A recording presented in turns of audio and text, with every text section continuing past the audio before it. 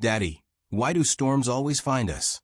Lily's voice trembled as she clutched her soggy sketchbook, watching the rain lash against the windshield. Jake tightened his grip on the steering wheel, jaw clenched.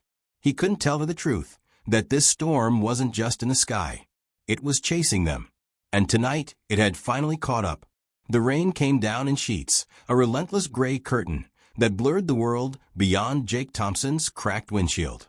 His beat-up pickup truck rattled along the county road, the wipers squeaking with every futile swipe. Inside, the cab smelled of damp leather and desperation. Jake's calloused hands gripped the steering wheel, his knuckles white, as he squinted through the storm. 8-year-old Lily sat beside him, her small frame swallowed by an oversized raincoat, clutching a soggy sketchbook to her chest. Her quiet humming barely cut through the drumming of the rain, a fragile thread of hope in a life teetering on the edge. Jake was 34, but the lines etched into his face told a story of a man twice that age. A single father since Lily's mom walked out 6 years ago. He'd been patching together a living as a handyman, fixing leaky faucets, patching roofs, hauling junk, whatever paid enough to keep the heat on in their drafty one-bedroom rental. Tonight, though the heat was off, the landlord had left a curt voicemail: pay up by Friday or you're out.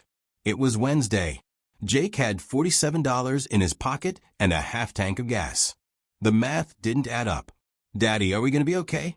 Lily's voice was small, her wide brown eyes searching his face for reassurance. Jake forced a smile, the kind that hurt to wear. Always, kiddo.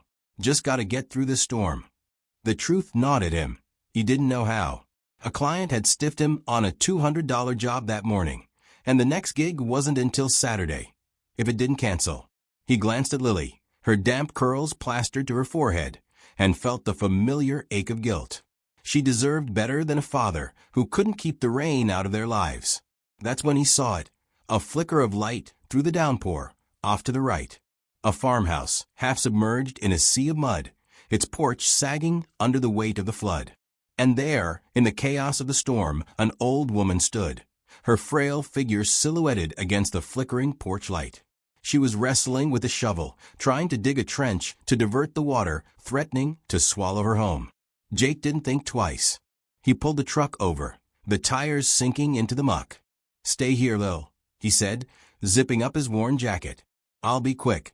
"Daddy, it's dangerous." Lily's voice trembled. "I'll be fine. Promise." He stepped into the storm, the cold biting through his jeans, and slogged toward the woman.